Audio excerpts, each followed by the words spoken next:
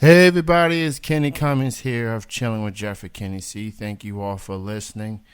I'm joined with a special guest at this time. She is so versatile on the film scene.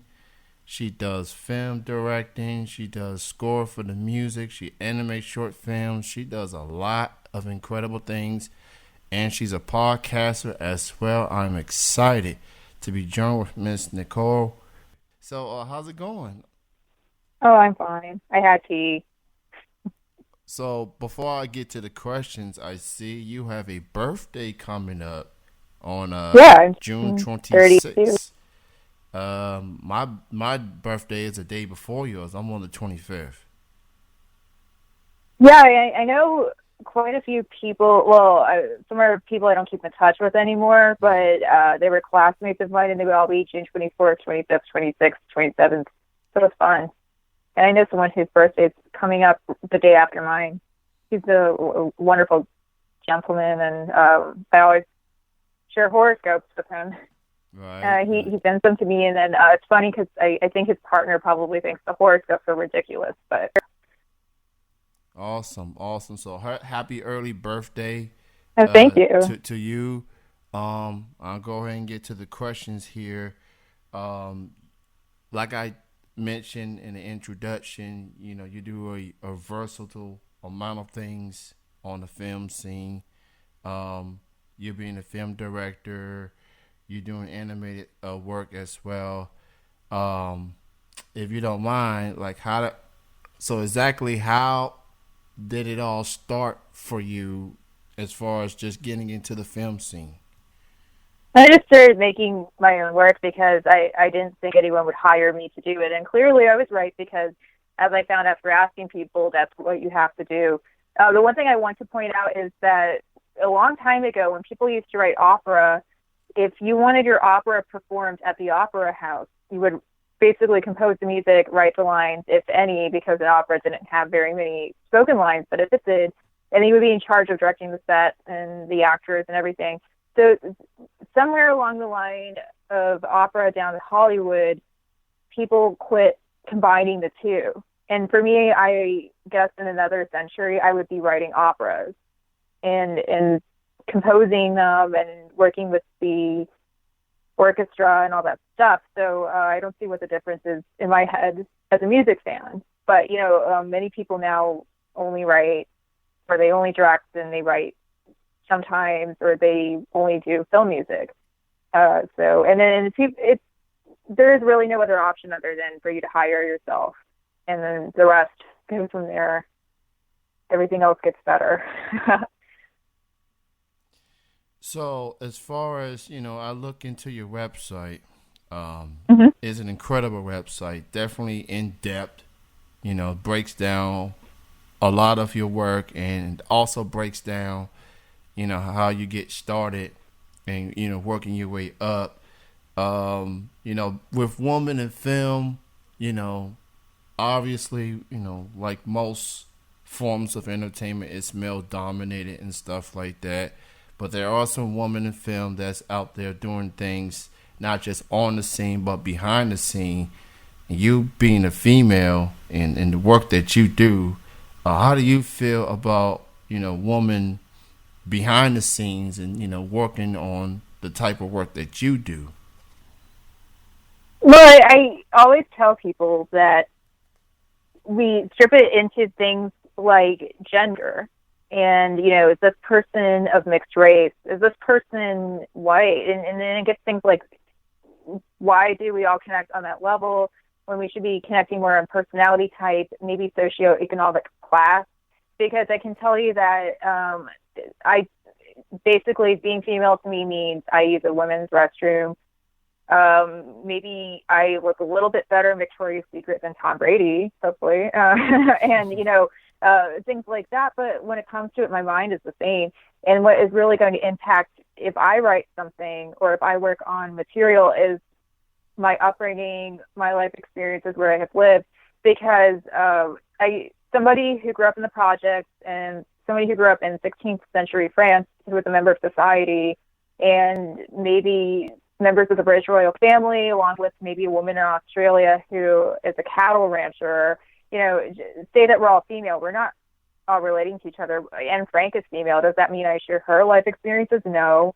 So it's kind of ridiculous that people, not you, but just the media, tosses all females together. Let's hire more female screenwriters or whoever it may be, instead of focusing on the personality types. Could somebody bring to the table the truth about poverty that we don't see if we were to hire, say, Meryl Streep to write this? What if there's somebody out there who's experienced poverty firsthand by being homeless, and she can write a story about her experiences being homeless? Things like that. And then we get a better perspective of those things. Now, one of the things I always say for me is that if somebody wants to hire a writer for an action movie, and, say they have a Terminator spinoff or Transformers, things like that, they always focus on, let's get a female writer in here. When in fact, I'm not good for everything, but I'm good for those types of movies because my personality type blends more with those female characters. And it's not about being female, just because when I was a younger person, I was really kind of interested in not doing anything to do with school.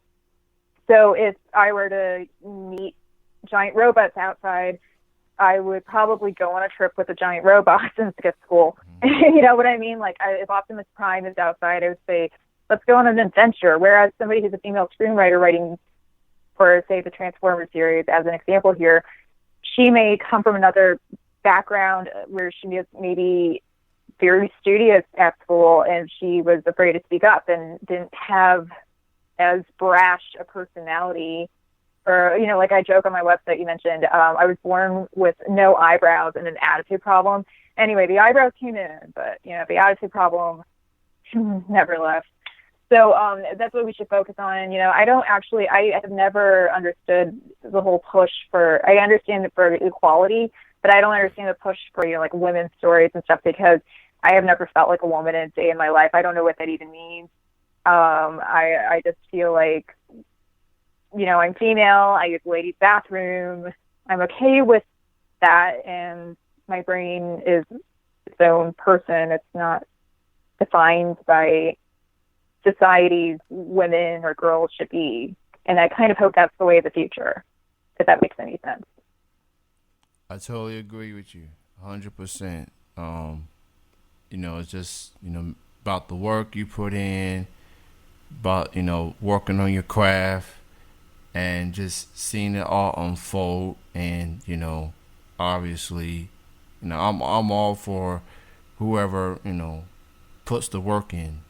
You're a good person, you work hard, you dedicate yourself to the craft, and see it all put together, then it's going to turn out pretty good.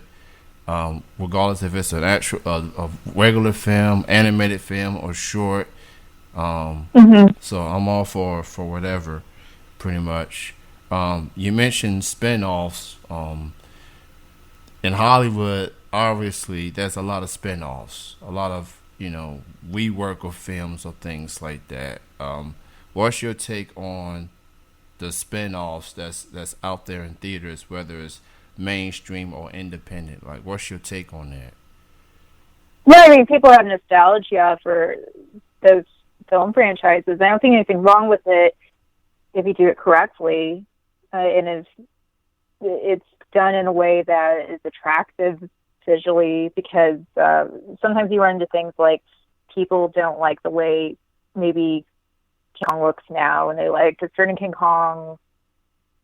But, I mean, they're timeless stories for a reason. Obviously, they are entertaining and relatable in some way. I definitely see that for sure. For 2019, you're staying active, you're staying busy. You got a lot of work going on. What do you have in store that your fans need to keep an eye on? Well, yeah, I have some things that I have to do for the Stan Winston School classes that I'm doing. And the fun thing about that is the homework is all optional. So it's not an accredited university situation. And I never liked going to college or high school. Well, I didn't really go to high school. I did a college classes transferring thing over in high school. But the few months, I think I was in high school for like a month and a half, and I said, I hate this. So I like the Sam Winston School. If anyone wants to enroll in it, it's $20 a month for 4 classes, and I'm not getting paid by them to say that. I just like it. And so they teach you all these things like special effects, storyboarding, filmmaking, if you want to learn a little about filmmaking, and it's geared towards people who want to make blockbusters, science fiction, horror movies, and things like that.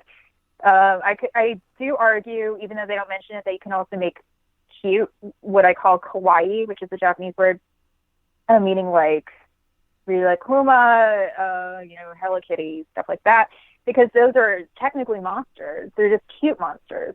And so anyway, I have a short, well, actually I have 2 shorts that are for the storyboarding classes.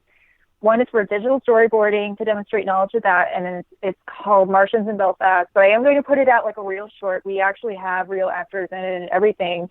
It's just that I also had to learn how to storyboard for the first time in my life. So that's digital storyboarding. Paper storyboarding, the old-fashioned way, is The Homework's Revenge. And that's a really fun movie because you mentioned why people like franchises and stuff like that. I get to talk about some of the franchises that inspired me a little bit. So we have a little bit of Terminator in there, a little bit of The Matrix.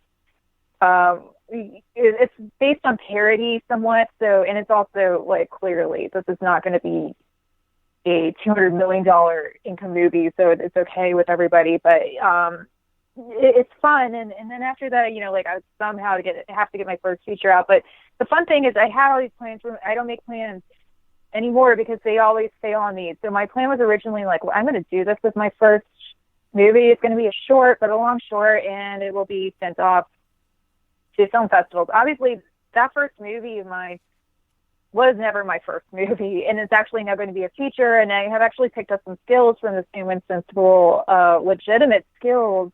Like now I'm practicing with Blender, which is free 3D software, and I'm also getting more acquainted with Maya and stuff like that. And I can, since I'm not going to really be making a ton of money off my first movie anyway, I'm not going to be making any money. Let's just be clear. I can do whatever I want to, play around these 3D tools, and not have any pressure on me. So I didn't originally have plans to have 3D in my first feature, but it's going to be now with like 2D, 3D elements together, and then that's really fun. So those are the things I'm working on. And also there's a stop motion movie I have to make that's a short. I have a plan for what I want to make, but I haven't learned how to do stop motion yet. So I haven't done that. Maybe that's August, September that I have to learn through the Sam Winston School how to do all that. So I definitely it's not a choice for me because I want to follow along with the homework. So I definitely have 3 animated shorts I have to complete this year. And then the feature somehow finish that. That's awesome. I'm definitely looking forward to all of that for sure. You are a fellow podcaster yourself. You got a podcast is out there. Cinematic, like Nicole, like Nick. Yeah. Cinematic. Yeah. Oh, I now just realized that. That's very clever. That's very clever. Yeah. I like that. So, for people that hasn't got a chance to listen to it, how would you describe your podcast? What do you focus on? It's just a diary of me talking about movies one-on-one. It's not a very credible film critic podcast where I hate on movies. It's just me saying, this is what I think. And, if I were to have a guest on, that would be okay, but it's not something that I regularly have guests on. And I also half joke it's sponsored by nasal congestion because my voice really fluctuates so much throughout the day, depending on where I am. And if I happen to pass by flowers and trees, and sometimes I do before I record a podcast. So it's like a little inside joke I do on there. But it's really not anything that's highbrow. That's one of the takeaways from it. It's like it's a little bit tacky and that lovable Midwestern tackiness that I think anyone who's from Illinois or that region would have, like homey and just chilling with your friends. That's the vibe of it. And sometimes it's awkward because I feel like I'm talking to myself.